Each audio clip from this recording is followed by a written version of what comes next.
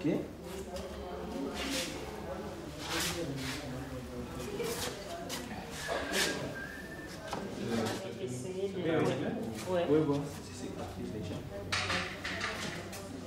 De slaapziekte of Afrikaanse mensentrypanosomiasis is een ziekte die enkel in Afrika voorkomt. Zij is al gesignaleerd in een 30-tal landen, maar teistert vooral de Democratische Republiek Congo. Daar maakt zij het grootste aantal slachtoffers.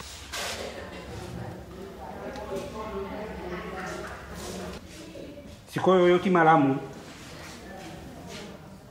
Yoki mwa malamu.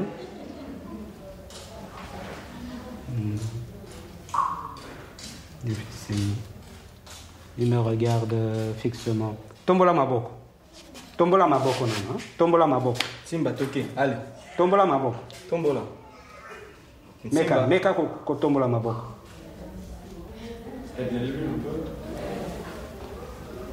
Pesambote.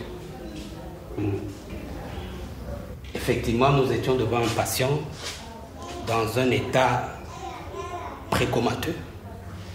Il n'y avait pas d'expression verbale, il n'y avait pas de mouvement volontaire. Bref, il était pratiquement inconscient. Et nous l'avons soumis sous un traitement de relais. Et le patient s'est réveillé. Donc actuellement, il est capable de suivre du regard et même de répondre par des mouvements à certaines questions simples, comme tendre la main. Mais il est toujours incapable de communiquer verbalement. Une des caractéristiques de la forme de la maladie du sommeil que nous avons dans notre région, ici en Afrique centrale, elle est chronique. C'est la forme chronique. Donc ça peut prendre des mois entre la piqûre et la manifestation des signes cliniques. Et malheureusement, les premiers signes sont trompeurs. Des fièvres irrégulières, ça peut s'arrêter à ça.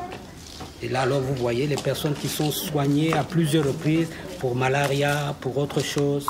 On pense à la tuberculose avant de penser à la maladie du sommeil. À ce moment-là, vous avez déjà des tremblements, de l'instabilité à la marche et beaucoup d'autres signes neurologiques. Et parfois, c'est un gros trouble du comportement qui permet aux malades de venir dans un centre approprié.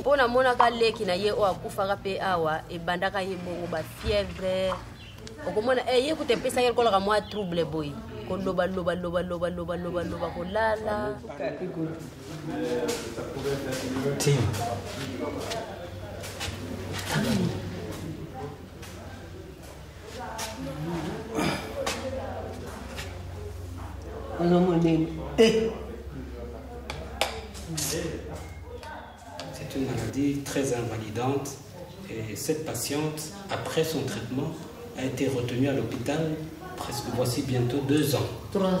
3 ans même. 3 ans.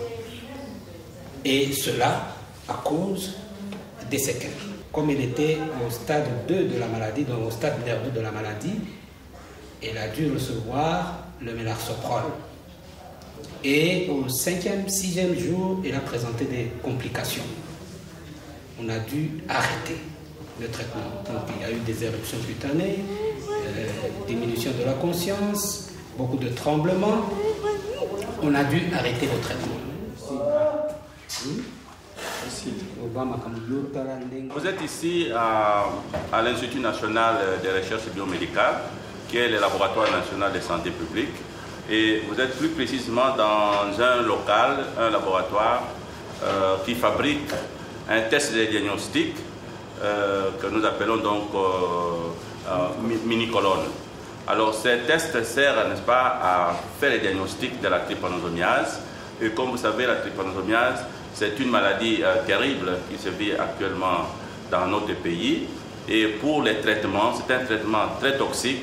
Donc on ne peut pas entamer un traitement si on n'a pas mis en évidence, n'est-ce pas, les parasites. Ces tests, on les faisait dans le temps en Côte d'Ivoire. C'était vraiment difficile pour acquérir les tests, etc.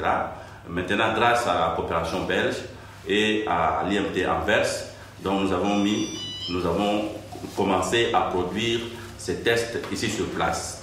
Et plusieurs pays africains font déjà la commande ici chez nous. On a commencé, ça fait 2 ans. Nous avons déjà produit plus de 15 000 kits.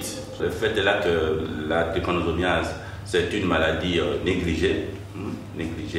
Donc, il n'y a pas beaucoup d'industries qui s'intéressent à cette maladie. Et nous, en développant donc ces tests, nous pensons donc si on peut l'améliorer et augmenter les financements, nous pouvons donc faire un test qu'on peut généraliser et envoyer dans tous les pays qui sont affectés par cette terrible maladie. Toute l'importance de ce test, c'est qu'on réussit avec cette mini-colonne de détecter vraiment de très faibles parasitémies. Ça veut dire quand il y a très peu de trypanosomes dans le sang, encore on réussit à les détecter avec ce test. Ce qui n'est pas le cas pour d'autres tests comme la goutte épaisse ou d'autres examens. In het verleden werd de strijd tegen het tsetse-vlieg soms verwaarloosd en ging er meer aandacht uit naar de opsporing en de behandeling. Vandaag beseft men dat de resultaten van de opsporings- en behandelingscampagnes zonder een gerichte bestrijding nooit zullen kunnen worden geconsolideerd. In het vervolg zullen de gemeenschappen zelf de vallen plaatsen en onderhouden op de plekken waar de mens in contact kan komen met de vlieg. Dat zal het gevaar van besmetting verkleinen.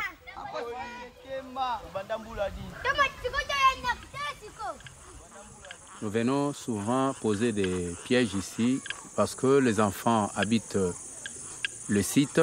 Ici, dans la ferme, il y a les femmes qui viennent puiser de l'eau pour arroser leurs champs.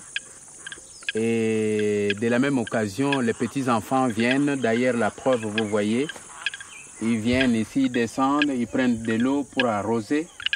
Ces pièges sont très, très importants. Ils relèvent d'une importance capitale parce que ici, la maladie du sommeil dans toute cette vallée de la Lukaya est intensifiée. D'ailleurs, nous avons fait un travail avec le laboratoire vétérinaire. À l'issue, au terme de ce travail, nous avons constaté qu'il y a des mouches qui ont été disséquées et qui sont infectées. Raison pour laquelle nous sommes allés au PNLTA avec la coopération belge qui nous appuie. La preuve palpable est là. Ce sont ces pièges que nous installons dans la vallée, dans des concessions, dans des fermes, à côté des maisons et des puits d'eau. Ce sont des lieux qui sont indispensables pour nous où nous devons poser les pièges.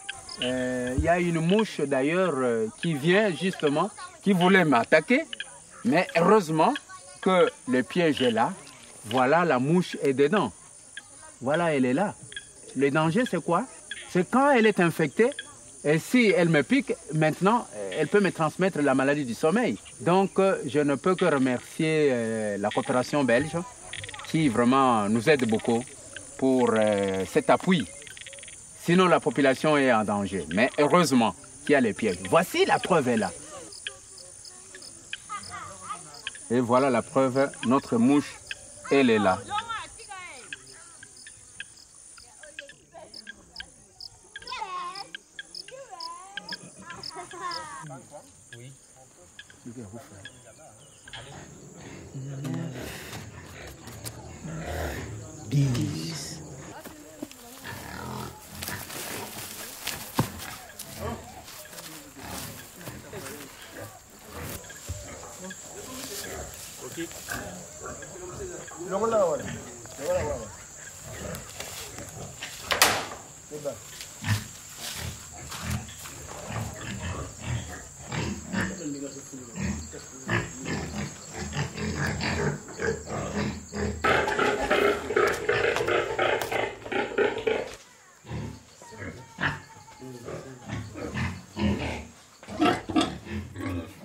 Donc nos relations avec la Belgique datent d'avant l'indépendance.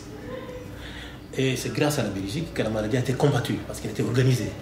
On a vu le pouvoir public qui était à l'époque, le pouvoir médical, y compris ceux qui étaient dans l'administration, faire une synergie. Et la maladie a été combattue. Après l'indépendance, ce que j'ai expliqué, nous sommes restés avec, pour nous, l'expertise, c'était la Belgique. Parce que d'une part dans l'Institut de recherche qui connaissait la maladie, c'est Anvers, ce qui reste une référence jusqu'à présent. Donc on ne peut pas parler de la maladie du sommeil sans faire référence à l'IET Anvers. Et c'est là où on a trouvé beaucoup de spécialistes qui ont permis de commencer à nous former, à former nos techniciens. L'apport même, maintenant, l'apport financier pour permettre la lutte, elle vient à, je peux dire, à 90% de la Belgique. À 90%. Et c'est avec cet apport que nous essayons d'organiser, que nous organisons la lutte. Quand bien même on n'arrive pas à atteindre tous les foyers, mais le gros qui est fait, c'est grâce à cette coopération. baminganga bazali kuna bauti Kinshasa gouvernement tindi bango pona bandeko ya karo examen za 5 minutes ya pamba oze réponse na yo ozongi olia te eponi nango te mwana muke mukolo mama mutu nyonso koko. Ja, dus de vraag is, kunnen we erin slagen van dat slaapziekteprobleem echt opgelost te krijgen? We hebben nu al jaren ondervinding. In de jaren 60 was men er bijna in geslaagd om het probleem dus tot een aanvaardbaar niveau terug te dringen. Nadien zijn er politieke problemen gekomen en telkens wanneer we zien dat er dus politieke problemen zijn en dat de strijd wordt achterwege gelaten, komt het probleem snel terug. Het is zoals een veer, die wordt ingedrukt en als je dus de druk loslaat, dan komt de veer terug binnen de korst te keren. Dus de bedoeling is, als we het probleem echt willen oplossen, dat we die veer compleet kunnen samendrukken en dan vastklikken zodat het probleem niet meer terugkomt. Maar kunnen we daarin slagen met de huidige middelen waarover we nu beschikken, dan zou ik zeggen nee.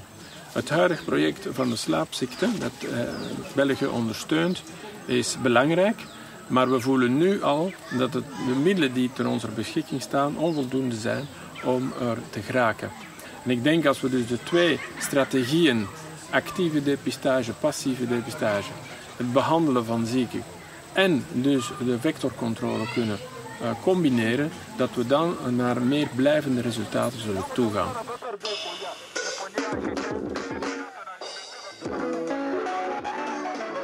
De slaapziekte is een van de zogenaamde vergeten ziekten. Vooral de plattelandsbevolking wordt erdoor getroffen.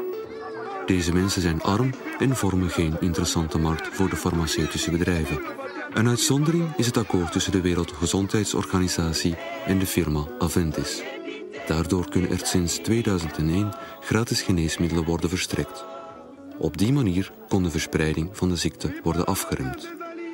Het Zwitserse Institut de Médecine Tropicale en het DNDi, Drugs for Neglected Diseases Initiative, proberen efficiëntere en minder giftige geneesmiddelen te ontwikkelen. De Belgische technische coöperatie draagt bij door steun te verlenen aan de nationale slaapziektebestrijdingsprogramma's van de Democratische Republiek Congo, Angola en Congo-Brazzaville. Op korte termijn zullen er extra financiële middelen nodig zijn om de resultaten te consolideren daar waar de ziekte kon worden teruggedrongen of om de strijd nog aan te scherpen waar ze stagneert.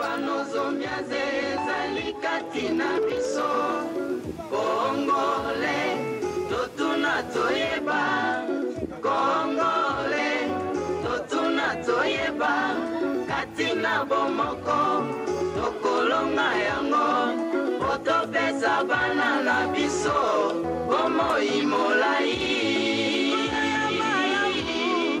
ya malamu ya lolie ya malamu ya malamu